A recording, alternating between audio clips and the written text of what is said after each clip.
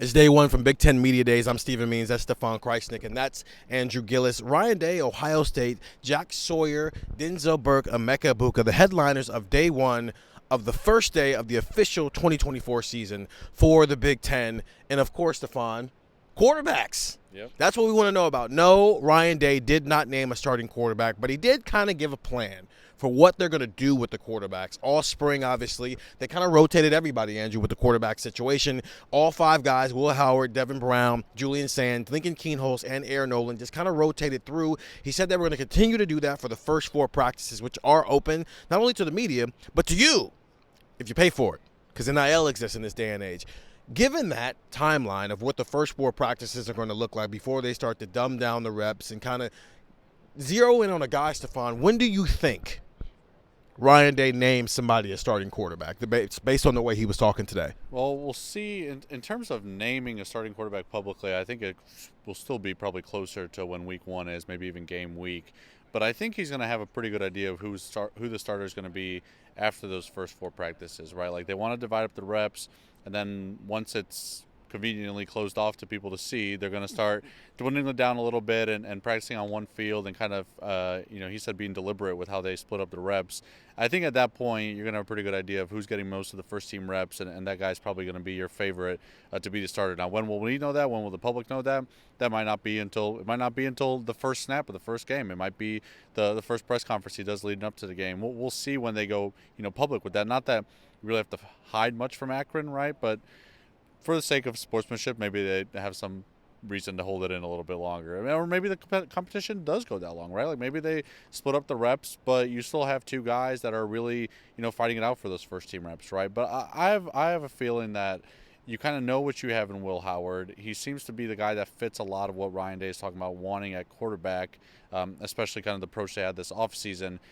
It would make sense to me that after those first four practices, Will Howard really starts to dominate those first team reps, get to continuity with some of the other starters, get comfortable with the offensive line in front of him, and be the guy for the remainder of the spring or remainder of fall camp to be the favorite to be the starting quarterback.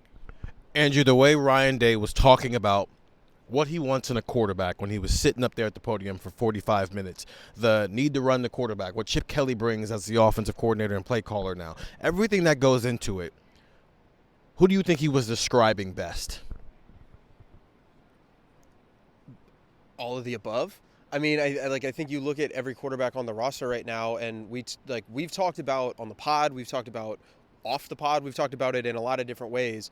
Will Howard, even if you get the same level of passing production that Kyle McCord gave you last year, at least he can run.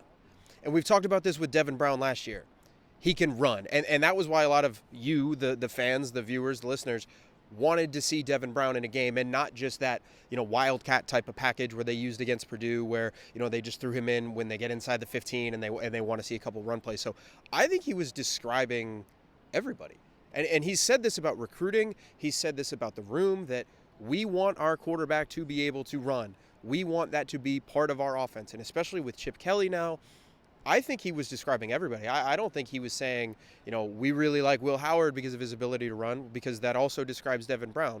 Well, you've also heard pretty decent things about Julian Sand. Okay, well, Aaron Nolan can move, obviously. I think one of the things that we noticed with him was at least the elusiveness in the pocket. Like, you talk about these guys that can move, and I think it was the whole room that he was talking about. So, I think that is one of the things that he's looking for. And I don't know if we're going to get so much a starter as we're going to get named, here's the guy who's taking the first snap against Akron. I wonder if he's going to go away from that word starter and just say, this is who's going to take the first snap. Because last year, when we were sitting right in that end zone, we were saying, hey, it's about the lead up to Notre Dame. You got a really big game, your fourth game of the year. This year, you got a little bit more runway. You got a little bit more track record of just, hey, it's Akron, it's Western Michigan, it's Marshall. Those are games where maybe you can experiment a little bit. So I wonder if that's what they're going to do. The whole running point, and I kind of followed up on that, of they're not going to run QB power. This isn't going to turn into the JT Barrett offense. The ability to run is less about for designed runs and more about the ability to play make. The example I brought up to Ryan Day was CJ in Georgia game, right? It was about playmaking. They weren't running a bunch of designed runs for him, but he can't be a stick back there. And it felt like their quarterback last year did not have that ability. He has to have that ability. And I think you're right, Andrew. All five of the quarterbacks in the room are set up that way because they've set the room up to be that way. And I think you're both right. They don't have to make this decision within the first 2 weeks of fall camp if they don't want to. This can have a bit of a lead up because of how the season is going to play out, especially the first half of the year. But at least there's a plan. And the plan right now is the first 4 practices are no different than the spring. And then you start to see where you're at from there after that acclimation process. Get the text 614-350-3315. We'll continue to text about this, and go listen to Buckeye Talk wherever you find podcasts.